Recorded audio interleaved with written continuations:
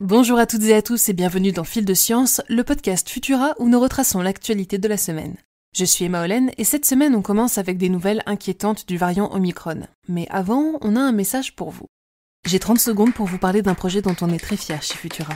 Après plus de 20 ans d'existence en ligne, on sort notre première revue papier. Un bel objet sur les sciences pour comprendre le monde de demain, à découvrir début 2022 et dès à présent sur Ulule. Secret de la Lune, intelligence artificielle, agriculture et thérapie génique, explorer 4 thématiques à travers des enquêtes, des interviews, des tutos et bien plus encore. Le choix d'un financement collaboratif, c'est la garantie d'une information indépendante et transparente. Alors rejoignez les décodeurs de savoir en allant découvrir le projet dans le lien en description ou directement sur Ulule, le mag Futura. Et oui, plus qu'une semaine avant la fin de notre campagne de crowdfunding au moment où j'enregistre. Les 2 premiers paliers ont été atteints grâce à vous, mais il en reste encore un à franchir pour permettre au mag d'être diffusé dans les kiosques et les librairies. Alors n'hésitez pas à nous rendre visite sur Ulule.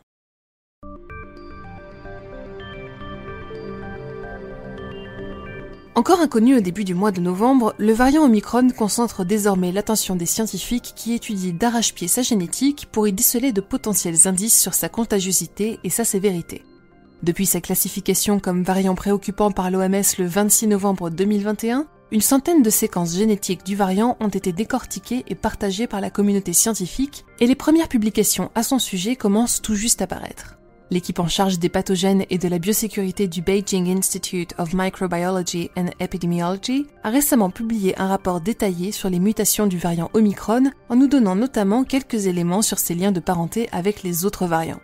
Comparé à la séquence de référence du SARS-CoV-2, le variant Omicron comporterait 44 substitutions d'acides aminés, 6 délétions et 1 insertion. La protéine S rassemblerait 29 de ces substitutions, 3 délétions et 1 insertion, un nombre de mutations conséquent justifiant l'inquiétude que suscite l'émergence d'Omicron. La moitié de ces mutations concernent en effet le Receptor Binding Domain, ou RBD, et 9 d'entre elles ont déjà démontré leur capacité accrue à s'attacher aux récepteurs des cellules et donc à les infecter.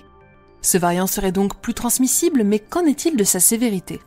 Les chercheurs du Beijing Institute ont constaté que les altérations de sa structure participeraient à augmenter sa charge virale tout en augmentant également sa résistance aux anticorps neutralisants. Mais il est encore difficile de dire si celui-ci sera à l'origine d'un plus grand nombre de formes graves. En tous les cas, pas de doute pour eux, ce nouveau venu a le potentiel de déclencher un nouveau pic épidémique mondial et de devenir majoritaire. La capacité des vaccins à freiner sa diffusion reste à déterminer, mais elle restera probablement supérieure à une absence de vaccination. Et les gestes barrières élémentaires, comme le port du masque, l'aération des lieux clos et le lavage des mains, restent d'actualité. Direction l'espace, ou plutôt les laboratoires de recherche, où les chercheurs se questionnent sur les conditions d'émergence de la vie. Si la présence de carbone et d'eau avait jusqu'à présent été jugée essentielle pour favoriser l'apparition de formes de vie extraterrestres ou terrestres, c'est aujourd'hui le fer qui vient s'ajouter à la liste comme condition sine qua non. En analysant les vestiges de cette époque charnière sur notre propre planète, des chercheurs de l'université d'Oxford ont fait le constat que le fer jouerait un rôle bien plus important que nous ne l'avions précédemment pensé, en maintenant l'eau à la surface de la planète suffisamment longtemps pour permettre à la vie d'apparaître. Un indice qui continuera de nous aiguiller avec toujours plus de précision dans notre quête d'une intelligence extraterrestre. Votre chat est-il un psychopathe ? Grâce au travail des scientifiques, vous avez désormais la possibilité d'en juger de manière objective. Des éthologues de l'université de Liverpool ont en effet développé un questionnaire permettant aux propriétaires de félins de mieux comprendre leur animal et qui sait peut-être de parvenir à apaiser leur relation avec eux. Ce test mesure 3 grands traits caractéristiques de la psychopathie. L'audace, qui se traduit par une grande confiance en soi et une tolérance importante au stress et au danger, la désinhibition liée à un manque de contrôle des impulsions, et la méchanceté, qui se traduit par un manque d'attachement aux autres. Si vous avez reconnu votre chat dans cette description, peut-être que ce test est fait pour vous. Euca Draconis porte bien son nom.